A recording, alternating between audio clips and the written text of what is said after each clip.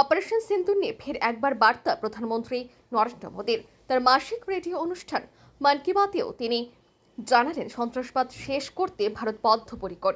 একই সঙ্গে দেশের সেনাবাহিনীকেও বাহবা দিলেন নিখুঁত নিশানায় পাকিস্তানের জঙ্গি ঘাঁটি ধ্বংসের জন্য। প্রমাণ হিসেবে ধ্বংস হওয়া লস্কর ঘাঁটির ছবিও দেখান প্রধানমন্ত্রী মোদী। এদিন মন কি বাতের অনুষ্ঠান জুড়ে ছিল অপারেশন সিন্দুরের কথা। প্রধানমন্ত্রী নরেন্দ্র মোদী বলেন, আজ গোটা দেশ সন্ত্রাসবাদের বিরুদ্ধে একজোট হয়েছে। তাদের মধ্যে রাগ থাকলেও রয়েছে দৃঢ় চেতনা। আজ প্রত্যেক ভারতীয় শপথ হলো সন্ত্রাসবাদ শেষ করা। অপারেশন সিন্দুরে দেশের 3 বাহিনীর অসাধারণ দক্ষতার প্রশংসা করে প্রধানমন্ত্রী মোদী বলেন যে নিখুঁত ও সঠিকভাবে আমাদের বাহিনী জঙ্গিদের ঘাঁটি ধ্বংস করেছে তার প্রশংসনীয়। অপারেশন সিন্দুর শুধু সামরিক মিশন ছিল না, এটা পরিবর্তন ভারতের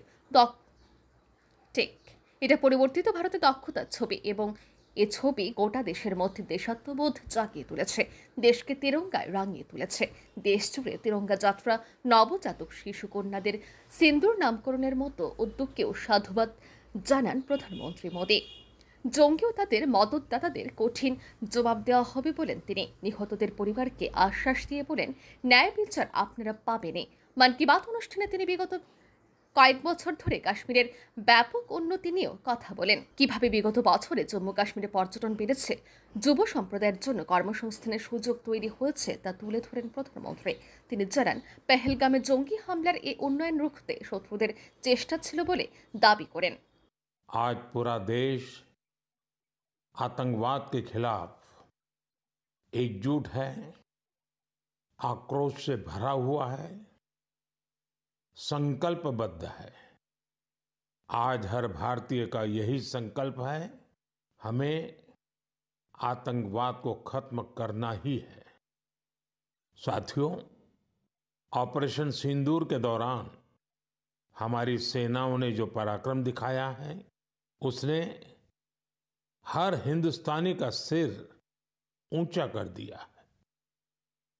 जिस प्रिसीजन के साथ, जिस सटीकता के साथ हमारी सेनाओं ने सीमा पार के आतंकवादी ठिकानों को ध्वस्त किया, वो अद्भुत है।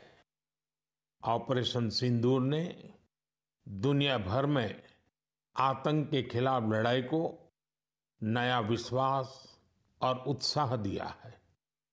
साथियों, ऑपरेशन सिंदूर सिर्फ एक सैन्य मिशन नहीं है, ये हमारे संकल्प, साहस और बदलते भारत की तस्वीर है।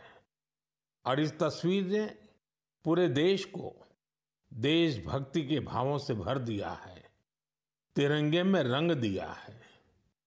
आपने देखा होगा, देश के कई शहरों में, गांवों में, छोटे छोटे कस्बों में तिरंगा यात्राएं निकाली गई।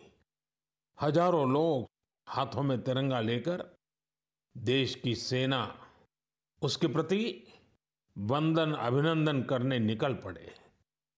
कितने ही शहरों में सिविल डिफेंस वॉलंटियर बनने के लिए बड़ी संख्या में युवा एकजुट हो गए। और हमने देखा, चंडीगढ़ के वीडियो तो काफी वायरल हुए थे। सोशल मीडिया पर कविताएं लिखी जा रही थी, संकल्प गीत गाए जा रहे थे, छोटे छोटे बच्चे पेंटिंग्स बना रहे थे जिनमें बड़े संदेश छुपे थे। मैं अभी 3 दिन पहले बीकानेर गया था। वहां बच्चों ने मुझे ऐसी ही एक पेंटिंग भेंट की थी। ऑपरेशन सिंदूर ने देश के लोगों को इतना प्रभावित किया है कि कई परिवारों ने इसे अपने जीवन का हिस्सा बना लिया है। बिहार के कटिहार में, यूपी के कुशीनगर में और भी कई शहरों में उस दौरान जन्म लेने वाले बच्चों का नाम सिंदूर रखा गया है।